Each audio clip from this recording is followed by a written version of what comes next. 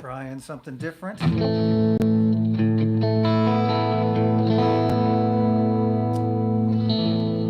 trying to use the good camera, so I've got to refresh some things so I can watch on another screen, so I can hopefully see the chat and all of that good stuff.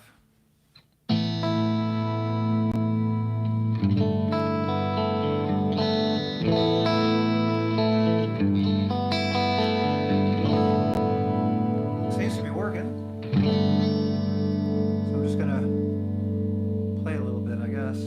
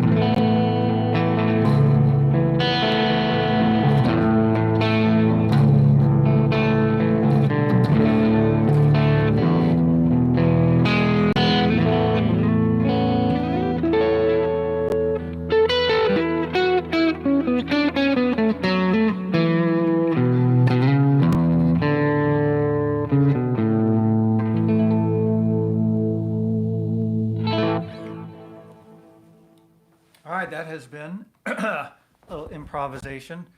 I just got done recording, so I'm just kind of quickly throwing everything on and up.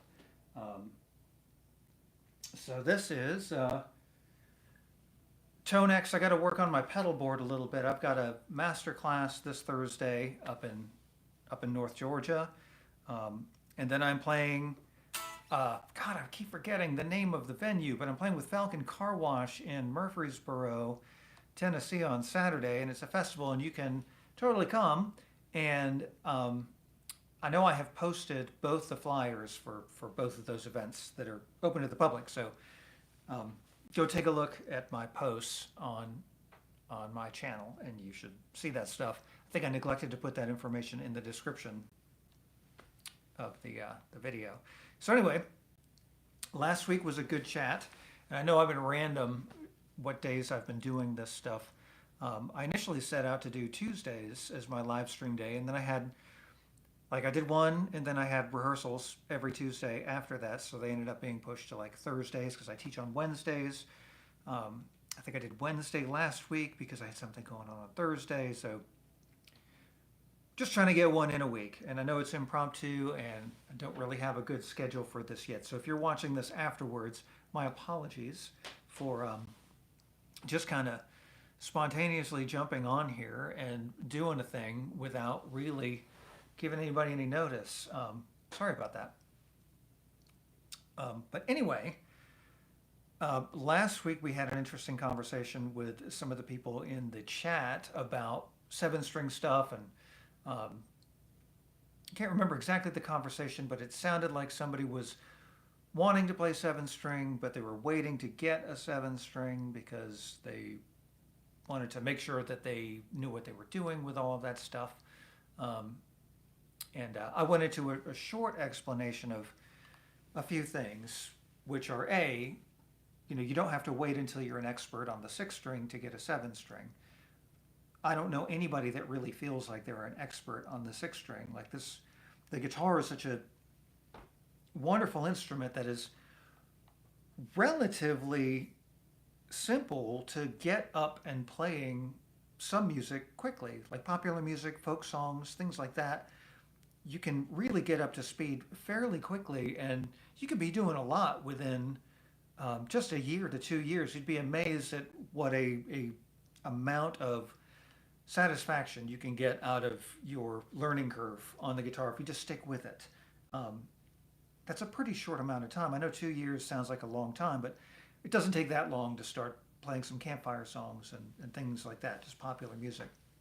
If you want to get into virtuosic stuff, that's a lifetime worth of things that we're all chasing and will continue to chase. So, but don't feel like that needs to be a barrier to getting into a seven string. I also use the allegory as well of when I've spoken with parents about should their kids start on a six string acoustic guitar or a classical guitar before getting an electric guitar, and vice versa. And there are benefits to studying every kind of guitar. And I would definitely say whatever is going to inspire you to do the practice and do the work, that's really where it's at. I would say choose that. So if you are really feeling electric guitar, then certainly get you an electric guitar. I own classical guitars, 12-string guitars, 7-string electric, 6-string electric, country guitars or country-esque guitars, like all manner of different kinds, because they all are different tools that have a lot of different modes of expression that are just a lot of fun to mess around with and explore.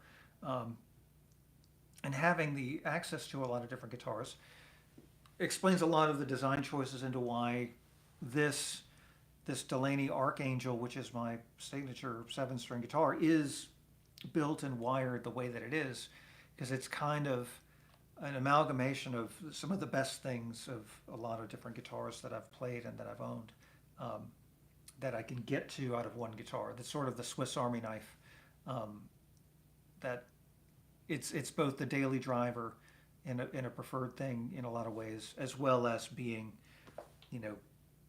one guitar to rule them all in a live situation where I don't need to have different types of guitars, single coil guitars and things like that. This guitar does a lot of it.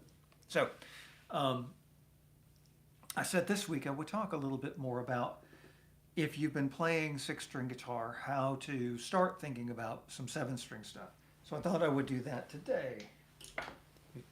Turn off. Some crazy delay. Let me turn that off as well.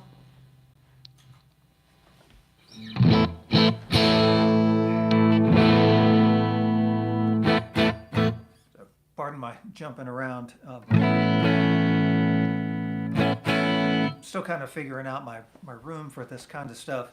Like I said, I was recording earlier, which I focus in this direction when I'm recording, and this pedal board is over here because I'm setting that up for some live demonstration purposes and gig stuff, which is separate from my splawn and my aux and all the stuff happening over here. This is kind of turning into like a spaceship with the different things around here.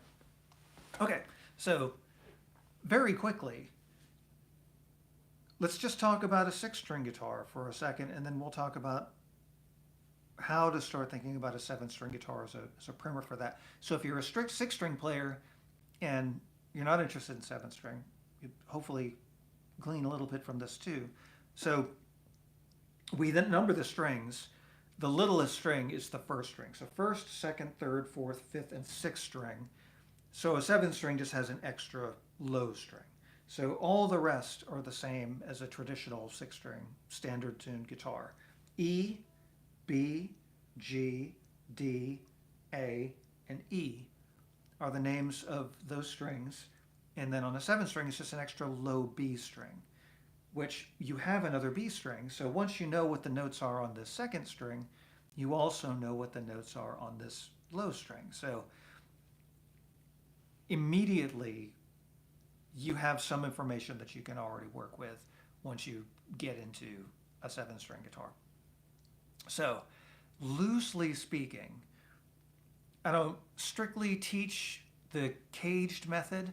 If you've heard of that, the caged method is a method of looking at the guitar by certain shapes. Okay? So, what does that mean? Well, there are some basic chords that everybody learns early on when they're learning the guitar, and they are the chord C. Oh, I'm a little helps when it's in tune.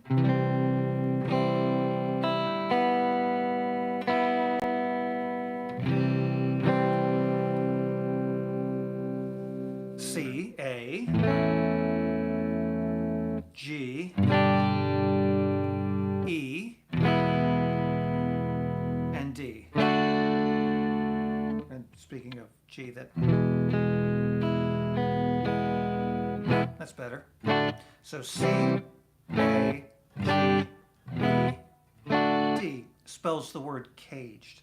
So the idea is you can start looking at how these patterns repeat on the rest of the fingerboard based on these shapes. So for example, the C string shape, I can take that same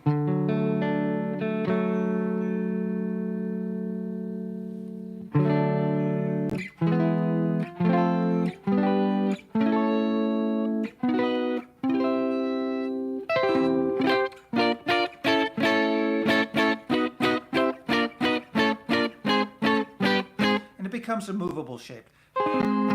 But this chord shape is derived from this initial C chord. So we would call that the C form, essentially, even though this chord has a different name because it's a different bunch of notes, but the actual orientation of the fingering is the same, right? So we can do that, the A chord. When you start learning your bar chords,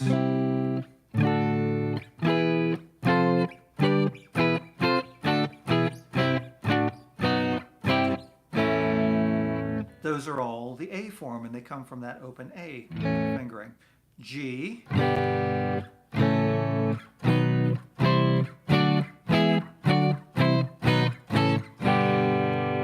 is that form, and obviously movable. E,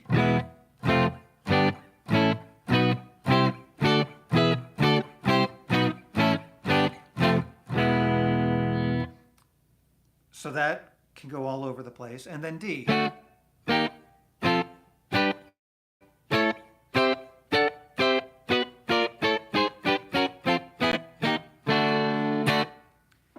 So those are your main 5 shapes. And then those are all major chords, and that's a little bit of music theory. There are different types of chords. There are major chords that sound bright and happy. And then there are minor chords,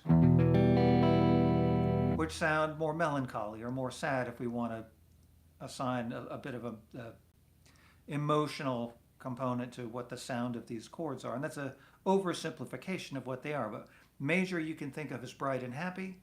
Minor you can think of as maybe dark and sad. Context matters, of course, and how they're used in a piece of music. But so with every form, you have your A form, for example, but then there's also an A minor form, which that one moves around as well.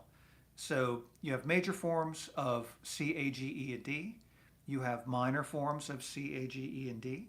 Um, and they all move around. And then, of course, there are diminished chords and augmented chords. And it's probably a step beyond for what I probably want to get into today for talking about the primer of like leading towards how do you approach the 7th string. Um, so when you're first starting out on the guitar, you're going to start with those simple shapes in first position.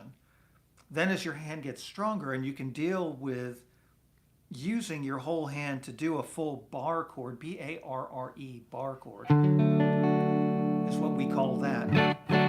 Because it requires your first finger to form a bar across that 2nd fret there to play a D chord, or across the 4th fret to do that E chord. So it takes a little bit of strength to get up and running with that stuff.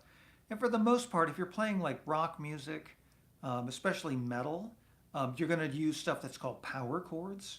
And power chords are comprised of simple intervals, and they're just pieces of these main chords that I've just showed you. So like rather than a full A chord, you end up with just those 3 notes.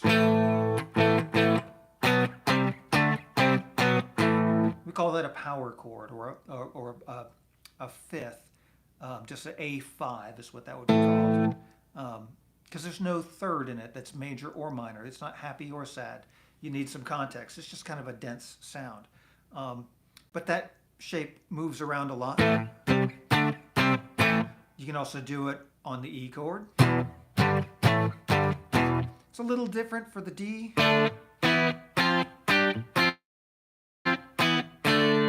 Essentially the same organization of notes, but because of the tuning of the guitar, you end up with that one finger that's got to move up. But you really only need 2 notes. You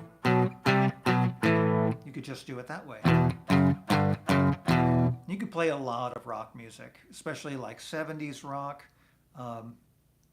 between bar chords, open chords, and these power chords, or these bone chords, as a friend of mine used to call them when I was in junior high.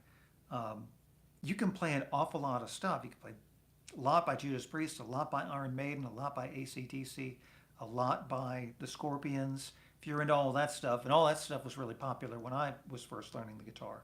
So having these movable shapes and the willingness to just sit down with the records and match where to play the chord by ear with what I was hearing on the records, you can do a lot of stuff. Now that's one thing immediately you can do on a 7th string, is you can get those power chords already happening. So that is one thing, and most people that get into electric 7th string guitar, that's the first thing they're thinking about, is they're wanting to play some kind of heavy rock anyway, because you get these really deep low notes.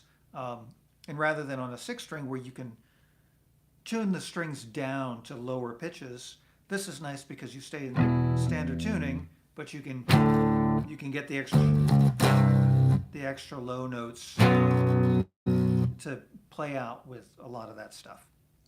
So that's like for rock stuff, that's the first place. It's just really thinking about your main chord shapes, how you can move them around in bar chords, and then your power chord shape. You have all of that. The rest of if I do this extended, like here's my D chord, right? So there's my D shape. If I extend that to play a low D here, then I can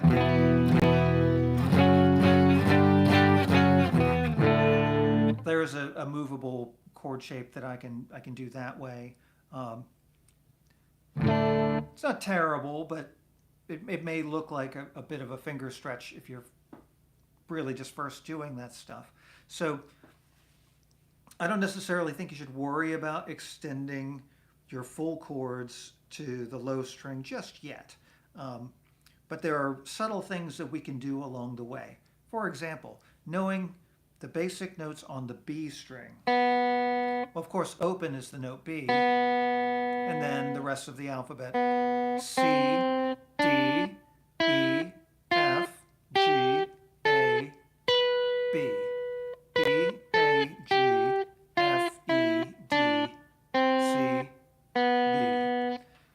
So that gives you all of the notes on the low 7 string. B, C, D, E, F, G, A, B.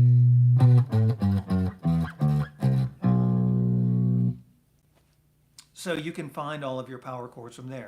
Low B, C, D, E, F, G, F sharp in between the F and the G, A, and then B. And some of this, there's two other things that we should probably look at that are important for both your 6-string playing and your eventual 7-string playing. One is triads, and I started talking about this a little bit last week, where I go through a pretty comprehensive triad study with all of my students in groups of 3 strings. So we start with the 1st, 2nd, and 3rd string, and then 2nd, 3rd, and 4th string, 3rd, 4th, and 5th string, and then 4th, 5th, and 6th string. And then you would extend that further down if you're playing a 7th string from there. But triads, and again, this is a little bit of music theory, triads are just talking about what we call chords when we stack them up. So there are these things that happen in music that if we just play notes, that would be a scale, and that's a C scale. And I could play from C all the way up to another C. And that's a linear expression of what C major sounds like. And there's a formula to that. Not the most important thing for today, but there is a formula for that that will help you deduce that. But to derive chords, we generally in Western harmony stack things up in thirds. Well, what does that mean? Well, intervals are the distance between notes. So if I play the C major scale, I've moved in what are considered stepwise motion.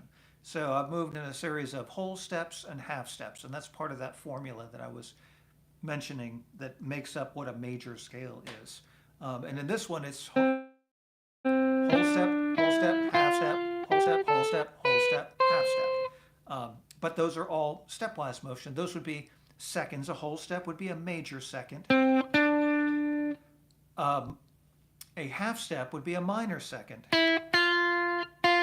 So a whole step is 2 frets apart. A half step is 1 fret apart. So from there, what we can do is the next thing is thirds. And thirds are what we stack up to make triads in Western harmony. So that's just skipping over every other note. If we continue on up.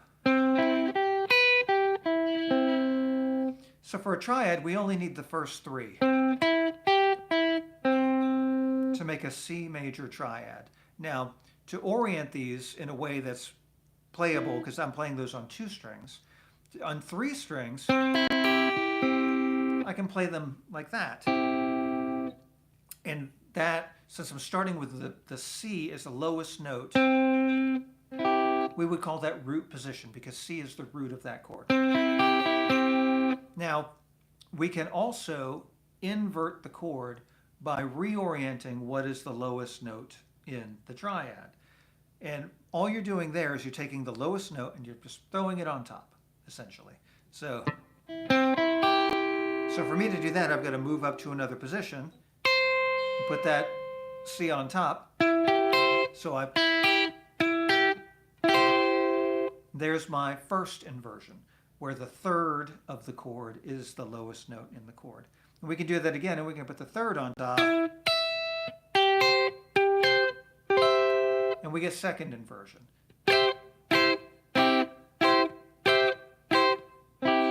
So we'll go through, with my students, we go through a comprehensive study of our triads and all of their inversions across all groups of 3 strings. So doing that, when you get a 7th string, you just want to build that down into the 5th, 6th, and 7th string groups to do that kind of thing. So if I were going to do a C major triad, there would be a root position C major triad there. Now I'm already pretty high up on the fingerboard, so the next one, I'm going to want to put the, there would be first inversion.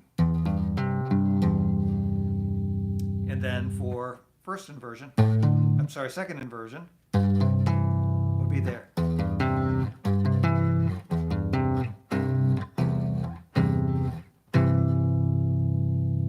You get the idea. Those are pretty low. So it's just good to know where those notes are,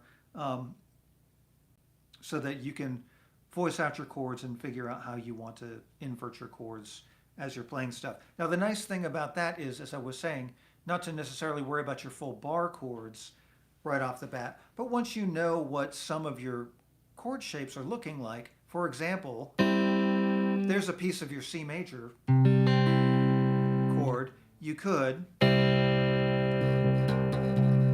an extra low note there. There's D. And I'm not playing all the way across all 7 strings to do that. I'm just playing the first, second, and third string and the low 7th string to bring that out. So that's kind of the first place I started experimenting after power chords to start rounding out my chord voicings. Now, the second thing I wanted to mention was everybody learns the pentatonic scale when you get a guitar as well. It's fun to play. It is a big piece of so much of the music that we enjoy, whether it's blues music or country music or rock music, pop music, jazz music, even classical music. It's also very prevalent in a lot of ethno music that you might hear from different areas of the world and different cultures. But this one in particular, there is the C major pentatonic scale.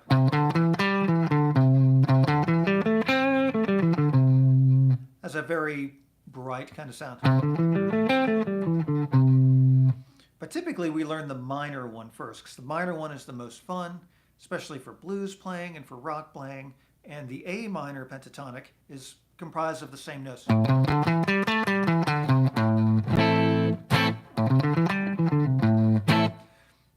5 notes. 1, 2, 3, 4, 5. And then the 6th note just repeats the series of notes. Now, when I first learned this, and one of the ways that I teach this is I also teach this as an opportunity to start expanding your view of the fingerboard. So I will teach this voiced in groups of 2 strings. So I'll start here and the note just below it, because I find that's a very musical thing to phrase with. Because one of the things that we're doing when we're teaching the pentatonic scale, it's not just teaching sort of the beginnings of blues music and rock music and jazz music and all that stuff. This is also a great introduction to starting improvisation. And improvisation is where you're spontaneously composing melodies and orchestrations and things like that. And melodies are a great place to start. And when you're constructing melodies, a lot of really good sounding melodies, or things that we would assign as being good sounding, are typically not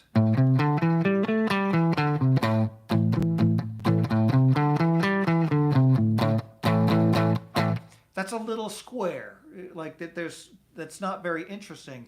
It does seem to add some kind of musical maturity to be able to, if we're in A minor, we want to get around this note. That already sounds like an interesting motif. Right, I've got a little bit more that I can do with that than just going up and down from A to A. Just having that little bit to resolve from underneath the root of this key. And I'll do this with all of my scales too. I like to work out scale patterns to where I build in the tone below the lowest note if I can, to try to bring out ways of harmonically resolving things. It just makes for interesting musical phrasing, musical movement. Yeah, I think that's a good way to describe it. So the simple 5-note pattern is going to be 2 notes on one string and then 3 notes on the next string. And you can do that with a shift. And you get this nice little box. And notice I can shift with my third finger or my first finger, just whatever's more comfortable or whatever suits the musical phrase that I'm trying to elaborate on. Now the nice thing about the guitar is because of the multiple strings, I can, there's another A right there, skip over a string and up 2 frets, and I have the next octave up. So it just so happens I can play 2 octaves of a scale by just doing that. And then also, now I've got 3 octaves of the pentatonic scale. Now that's great. I've covered a lot of territory from that one small shape, so I have a lot of music that I can start working on without knowing all of the full pentatonic scale patterns, and there are 5 of them, and you can find them all over the guitar. But to not convolute the thing, you can start out with just that very simple box. And you can start playing melodies just from that.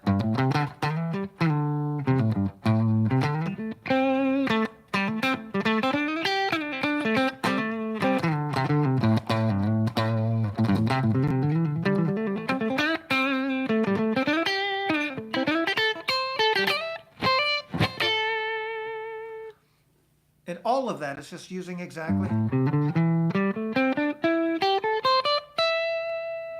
the same shape moved across those 3 octaves. Now, knowing that you can do that makes that highly movable. So I know I'm in A minor because I know that's the note that I want to end on. So if I want to move this to, say, the key of E minor, I know that's an E there. I can play all of that stuff up there.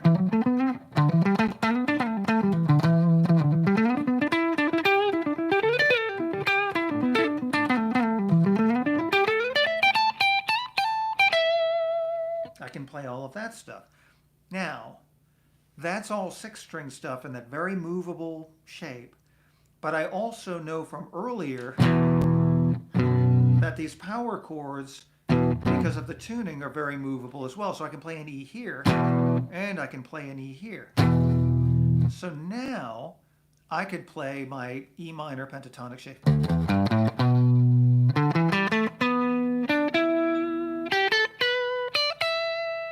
And that's a lot of E's. That's 4 E's that I have an expanse of because I have this extra low 7th string.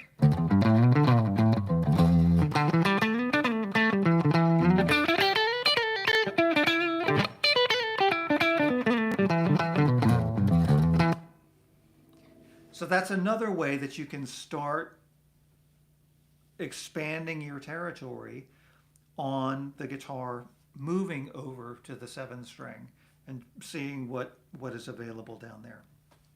All right. Now, another thing that I talked about very briefly last week was how I started experimenting with it. I had already been playing the guitar for quite some time when I got my first 7th string. 10 years or more, I think I had been playing already. So I knew the fingerboard very well. I knew a lot about chords, a lot about scales and arpeggios and different fingerings and different styles of music and types of music and things like that. So the first complications that I had, and I talked a little bit about this last week, is some of it is just muting it when you don't want to play it. So if you've been playing the 6-string guitar for a little while, the first thing I would recommend that you do when you start playing the 7th string is just play everything that you know, that you already know on 6th string, and just ignore, see if you can just get around the B string without knocking into it, without it just popping off by accidentally hitting it or something. Like figuring out how to mute the low string is a very important thing. Because I find the mentality of the 7th not just the 7-string guitar, but the guitar in general, is we tend to think very much this direction. We're playing in this way all the time. So if you've been playing 6-string for a while and you're very used to hitting that low E string without anything being in the way, you can just knock it and it pops right out for you. Now you've got this, like, you don't want that. The note B is in an E chord, but that may not be the sound that you want. So there's a few things that I can do to help mitigate that. One, and my classical guitar professors would tell me not to put my thumb up over the neck, but this is not classical guitar, so we're going to ignore that little piece of advice. I will just take my thumb and just rest it so that it's just muting the B string. Now, eventually I want to be accurate to where I'm hitting just the E string with my plectrum or with my finger, or however I'm doing that. But just that little bit of muting there gives me a little bit of grace, that in case I'm a little wild with my picking, you don't hear it. And as you get more accurate with your picking, that's less and less of a necessary thing. Now you should already be pretty good at that because you've probably been playing A chords and you're hitting the A chord without hitting the low E beyond that. So it's possible. Chances are you've probably already been doing it. Same with your D chord. You're hitting that D without hitting the A below it. So again, this is just another exercise in accuracy. It just takes a little bit of time, play a lot. You know, there's no substitute for time that you can put in on the instrument and just experimenting and just getting your hands comfortable with the thing. 6-string or 7-string. That's one of my first assignments that I give every beginner guitar student is, like, even if you're just holding the guitar while you're watching cartoons or TV or something like that, just get comfortable with this thing on your body. The orientation of it, what it feels like on your leg, against your torso, how it feels when you rest your arm here. You know, grab the neck, even if you don't know where to put your fingers, just get used to what that feels like. The weight of it on a guitar strap. If you've got that, you know, stand up with it and feel what that's like. Just get comfortable with this thing being on your person. That's a huge step along the way of just getting comfortable with this thing and then getting your hands to do the stuff. Like, I cannot touch it with my left hand, and I'm very comfortable that the weight of the guitar is getting pressed firmly on my leg, pressed firmly against my torso, and I've got my right elbow anchoring it. And even though the guitar will move a little bit, I know I'm not going to drop the guitar. I'm very confident in that. So I know my left hand is completely free to do anything that I want to do with it. It's not responsible for holding up the guitar. The only thing it has to worry about is just getting in the right place and putting the appropriate amount of pressure down for whatever I need to do on the fingerboard. That's important as well. So that's one thing. Another thing, especially if you're playing rock music, is the right hand mute, where we just rest the fleshy part of our palm just ahead of the bridge saddles right here.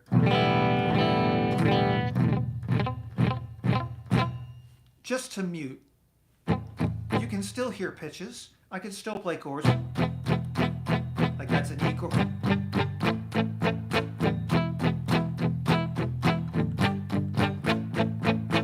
Muting is a very practical technique that we use for lots of musical expressions. And, you know, it takes one idea and gives it two types of dynamic articulations. So I could play what I just played, which was just E, G, and A. Then remove the mute.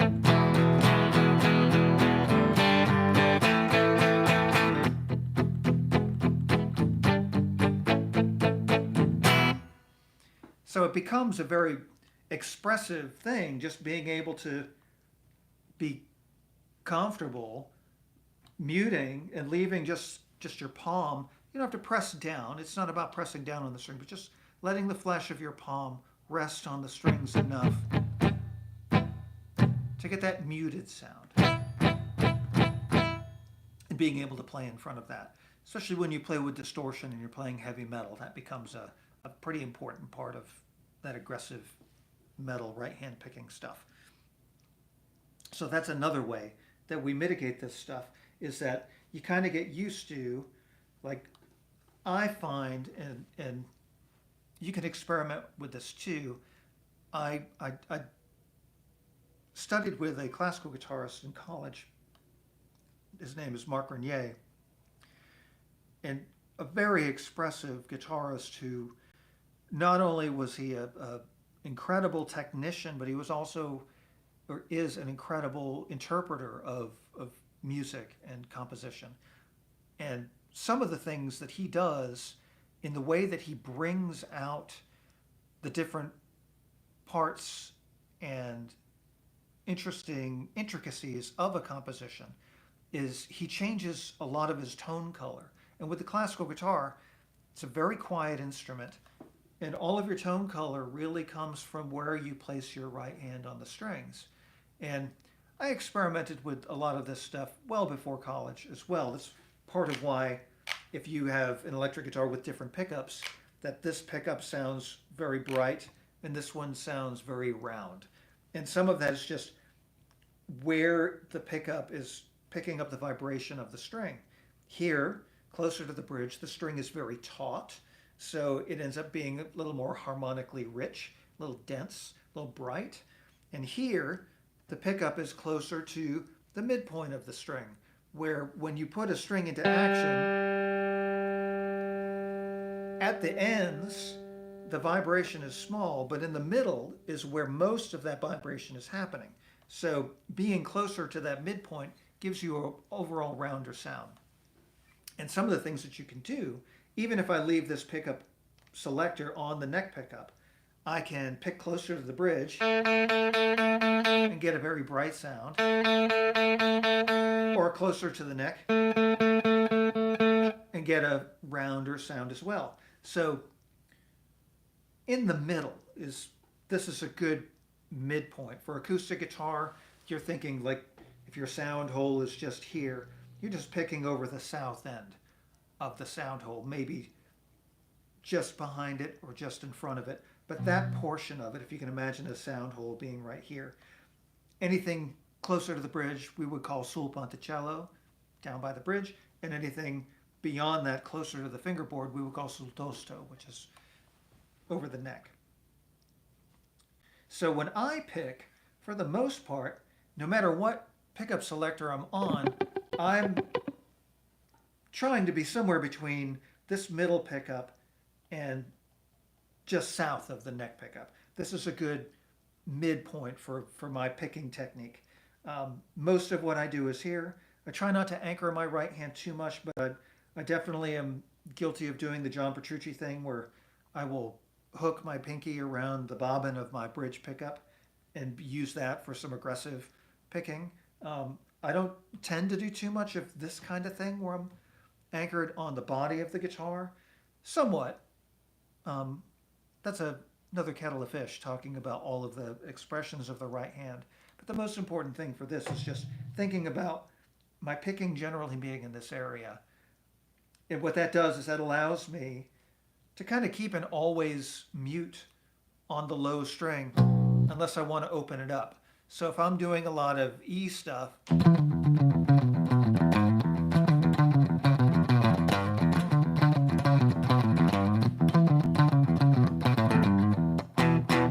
I'm kind of leaving a bit of flesh on the B string the whole time. I'll play with that.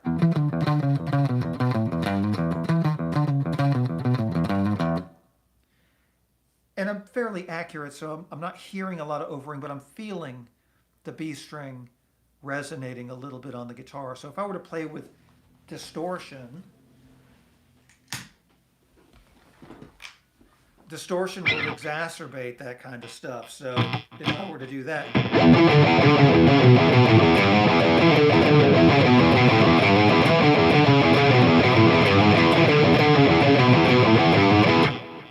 there I am trying to control the B string. Now if I leave it open,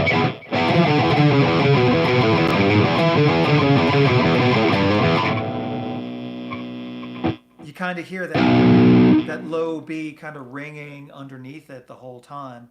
So that's a thing that I will try to capitalize on. Now with acoustic guitar, you may want the strings ringing because they give you overtones, which kind of effectively is like holding down the damper pedal on a piano.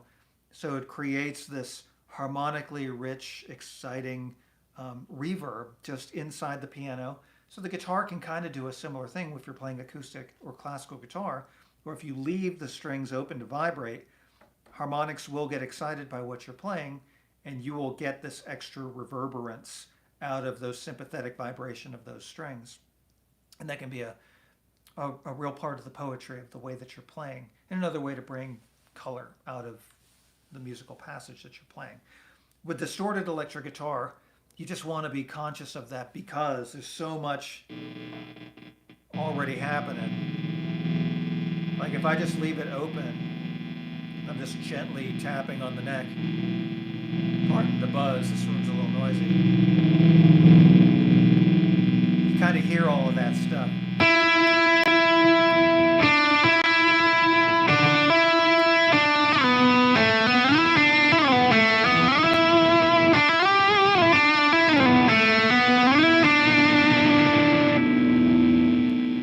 That's just muting the G string that I was playing on. If I were to control it, and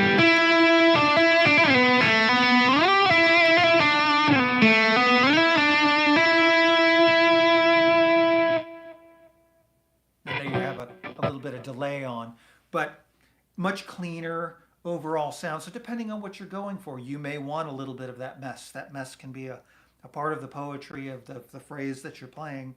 But being able to control or let it go, those are creative decisions that you can make along the way. So that's kind of the stuff, right?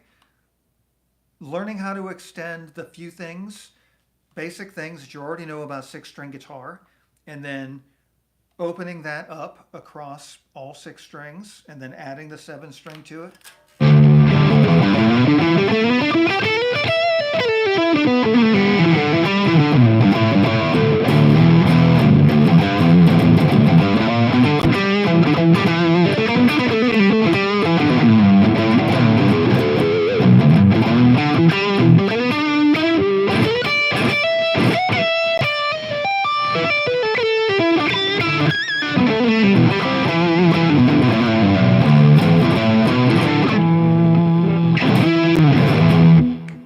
That kind of idea. And that's really taking one shape and just knowing how to move it in groups of two strings. Had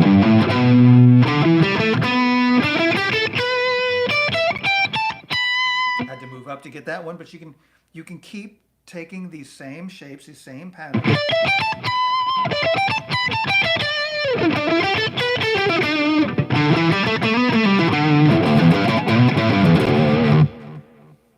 And you can play a lot of music over a wide range of pitches on the guitar and octaves. It's really exciting, and it's just taking that one small box of information. And that is a great entryway into the rest of the scale patterns that you're going to want to learn, the rest of your arpeggios, all of the patterns of your pentatonic scale, so on and so forth. But that's a really good way in. So the other thing I talked about last week was two things that I did when I first got a seven string. I did that stuff, and then let me put it back on a clean sound. I did that, and then I also just started writing. I'm a writer, I'm a composer. So my experimentation with new instruments or new tunings or anything like that is all a part of this journey that I'm on. So two things that I wrote immediately, and I showed a little bit of this last week, and some of this is just predicated on the triadic move that I was talking about, where you can play a D chord like that. You can even play it in tune. And it sounds great in tune. But as I was doing that, I was learning about, there are things that I also encourage my students to do where we learn to play chords in cycles. So Some common chord progressions are like 1, 4, 5, 1, and that gets into some particular theory, but there's a series of chords that work like that would be a 1, 4, 5, 1 progression, or 2, 5, 1. So we learn chords together in sequences so that we can anticipate how they're going to potentially work together in a piece of music, because that's partly how music is constructed a lot of times. So in doing that, I just started thinking about chords that sounded good together in a sequence, and I came up with this little fingerstyle thing that is now a tune called Backroads.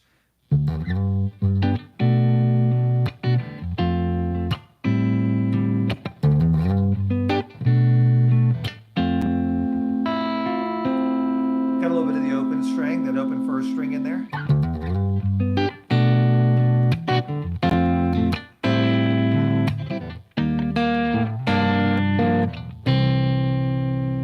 Now that's not too bad. I'm really only using two types of chords. I'm using this major, and then I'm using a minor 7. Major, minor 7, major, minor 7, and it resolves to the tonic.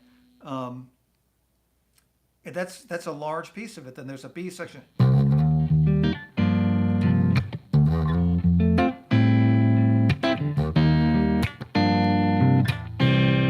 Just to get a little bit more extension out of the passage of music. But that's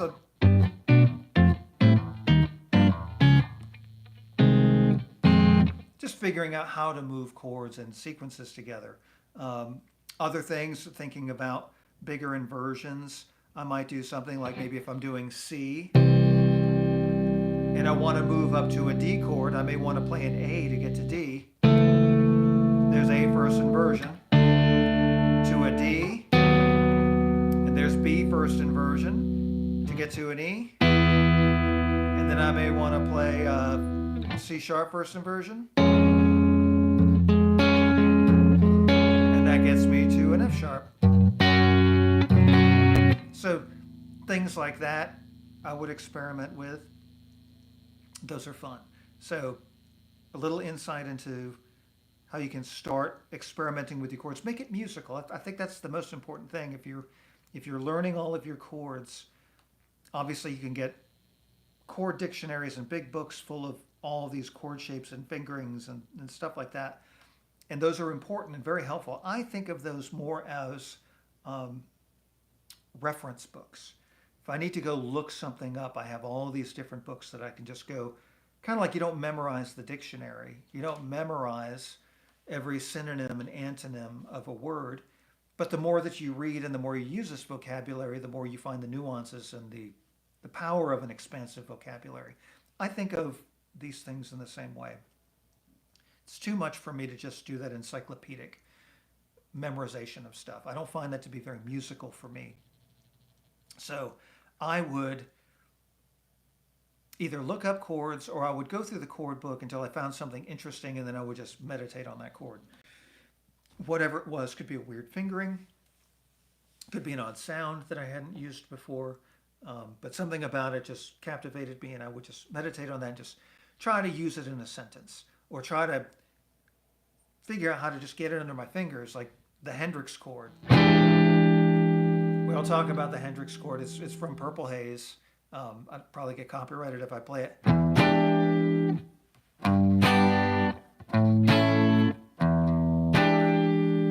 But it's this sharp 9 chord. And just getting in and out of that chord was a thing for a bit. So doing little things like that where you're just taking your hand away so that you can just accurately get back to it. Trying not to make a mistake or hit an adjacent string or fret an adjacent string inadvertently. Things like that. And the more theory you know, the more you understand how pieces of chords work in conjunction with other pieces of chords. And eventually you end up knowing all of this stuff, but I found that the way that I was thinking about things lent themselves better to musical ideas as somebody who was interested in writing and chasing after sounds rather than just choosing fingerings because I knew fingerings um, without knowing how to use them. Um, it allowed for my ear to develop along the way, and I think that's a big part of all of this stuff. And I tell all of my students this too. Everything that we do on the guitar, it is equally as important for your hands and your basic fretboard knowledge as it is for your ear and understanding what it is and what you can do with it. So everything that we do, even if you're comfortable with like, yeah, I can do the thing, give it more time. Don't be impatient with the thing and move on to the next thing. Really let your ear drink this stuff in because you're going to want to remember these sounds, memorize these sounds and how you feel about them so that you can recognize them in other pieces of music if you're transcribing music or trying to figure out a piece of music. Um, Also, you may decide that it's something that you could use as a part of your own writing. And I encourage you, if you didn't think about writing, writing is a lot of fun. And it's been a great blessing in my life to be able to write stuff. So experiment with that. And the more, it's just like anything. You practice the guitar, you get better at guitar. You practice writing, you get better at writing. Um, so that's fun. And hopefully you'll get a bit out of that. All right, the last thing that I did, and you can find this song on my YouTube channel. You can also find it on Spotify or Apple Music or any place. You can find it on my website, which is linked down in the description too, from my 2 of 5 album. I wrote this song called Salute. And the main theme of the tune, the riff of the tune, was a study that I started writing when I first got a 7-string. Not based on that. This was more of a rock idea where I wanted to take a static chord and I wanted to have a moving underlying part for it. And what I came up with, and again, like having an open B is such a great way to start experimenting, as if you haven't played a lot in the key of B major,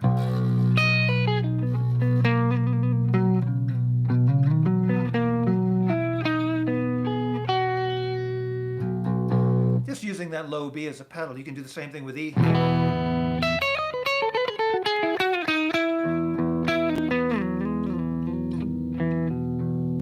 That kind of thing.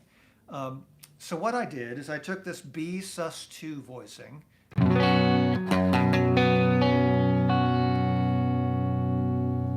I even tried to make it in tune. Like I said, I was recording earlier and I beat the tar out of these strings, so it's probably time to change them. But it's this big resonant open chord. It's to my ears, with a 6-string guitar, you've got your 2 most resonant things or 3 most resonant things are going to be like a big E chord, a big G chord, a big D chord. So having the extra low string, I was looking for a way to get a different big open sound. And the density and the openness of that chord is just something that really pulled my ear in. And then I just started thinking about playing a melody on the low string.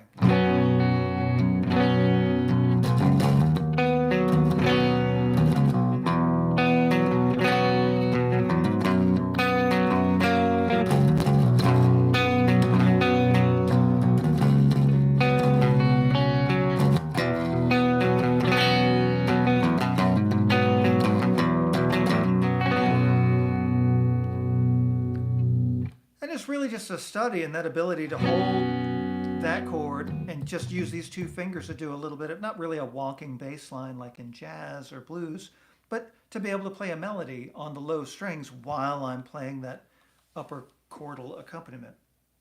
And that's the main theme that led its way into the full composition of Salute. So if you are so inclined, you can check that out on my website or here on YouTube if you don't feel like leaving the YouTubes, as it were. So yeah, that's kind of the primer of getting into the 7-string. And I talked about a lot of that stuff last week, but it took more time this week to talk about it really in detail about all of those different facets. I got into like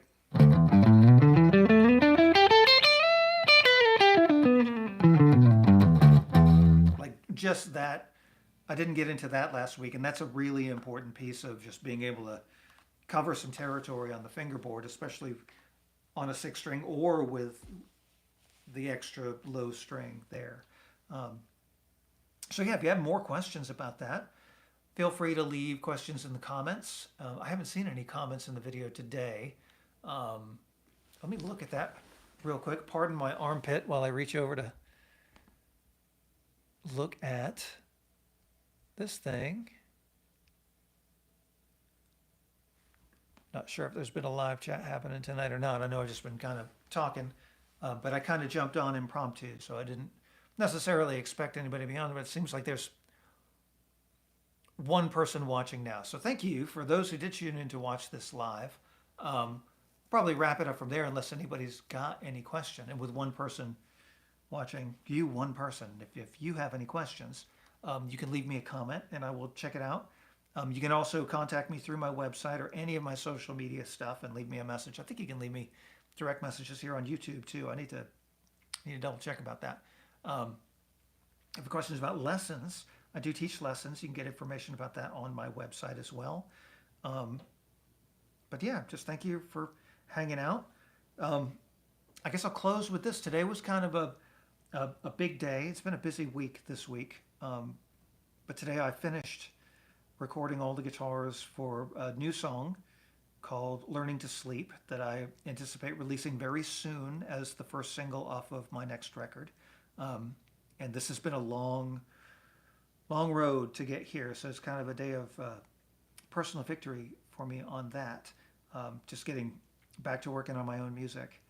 So pretty exciting. It's been a long time. It's been almost properly 10 years since I have finished a song of my own. I've written a lot. I have a lot of music to release.